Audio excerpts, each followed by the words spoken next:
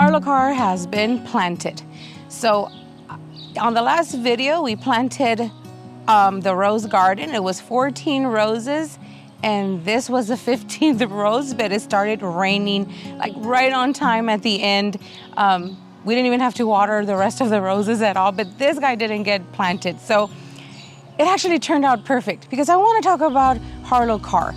If you want to see how it got planted, everything that we use for it, how we do the planting, go with more detail, you can go and check out the last video that we put out planting the 14 roses. But on this one, I want to focus on Harlow Carr. So as you can see, right next to that one, I have the other Harlow Carr. So we have about three Harlow Carr roses. Harlow Carr is a very special rose to me, and it's because it's our very first David Austin rose. It's the first one that started it all for us on our adventure into coming into planting David Austin roses.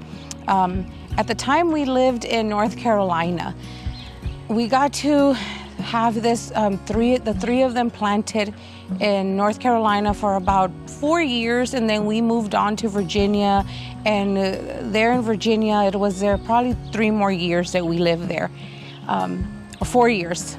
Ambrose is saying 4. It was 4 years. So we've had this guy with us. I call him a guy. I actually call them our boys, and you'll see why. But yeah, we've had this rose in different types of climates. We've pulled it out. We've cut the bottom of the roots like really hard. We've pruned it really hard to bring with us along, and it is just such a tough rose. It even went through a hurricane. It was Hurricane Florence in North Carolina. It was shredded completely from the leaves, and then in like a week, 2 weeks, it just started to come back. And it was full of leaves, and it started to bloom like crazy again. So it's been an amazing rose. So let me tell you a little bit about Harlow Carr. So I'm gonna say the bad about Harlow Carr. For me, there's only one bad thing that a lot of people see about it. That I think that's why I don't hear about Harlow Carr a lot in other people's gardens. It's that it has a lot of thorns.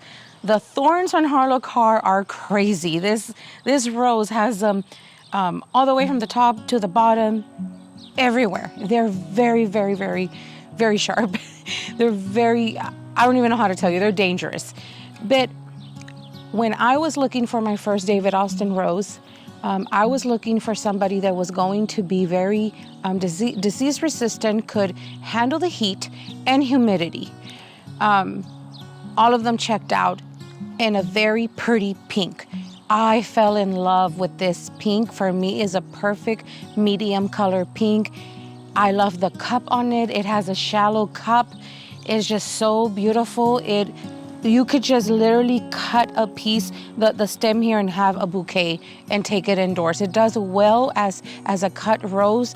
It lasts quite a bit, and my goodness, the perfume on it, the oat rose fragrance is just so delicious. You can just smell it inside in the room. So there's a lot of good qualities about it. So when we moved, I did want to pick something that was full sun. But then we went ahead and moved from there, and it wasn't in full sun anymore. When we left North Carolina, we moved to Virginia, and we had a more shadier place.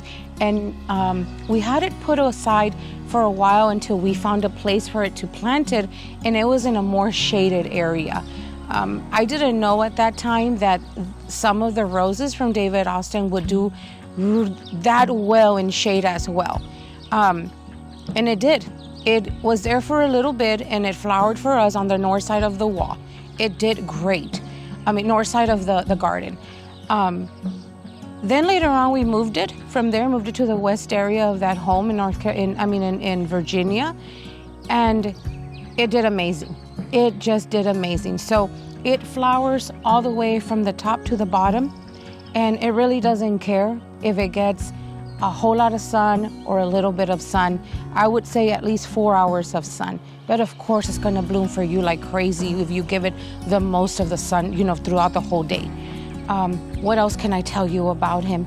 I can just go on and on about Harlow Carr.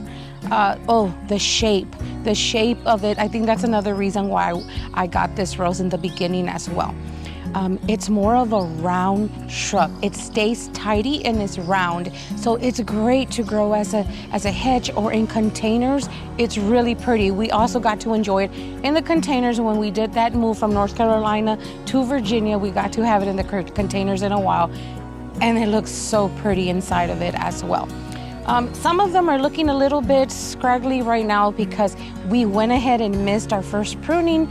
We've been really busy with the whole new garden that it got away from us. But after their first bloom, the first flush, I'll go ahead and give them a little cut. But no matter what time you prune this rose, it just keeps giving and giving through the whole time, the whole growing season. So what else can I tell you about Harlow Carr rose? Ambrose is behind the camera telling me to speak more about the cup of the flower. It's shallow, like I mentioned on the video. You know, it's shallow. The color of the rose is just so pretty, the medium pink, and it just keeps changing as it blooms. You know, that's rich pink, and then the medium comes in, and then you got a lighter color. You have these little ones that it puts out as it's opening its buds. It's just a perfect rose. It's a perfect rose for me, and that's why Harlow Carr has been a favorite of mine, because it's just dealt with so much. I've been able to grow it in so many different, in 2 other different zones, which was Zone 8 and Zone 7, and now we are here in San Antonio, Texas, which is between a Zone 8 and 9.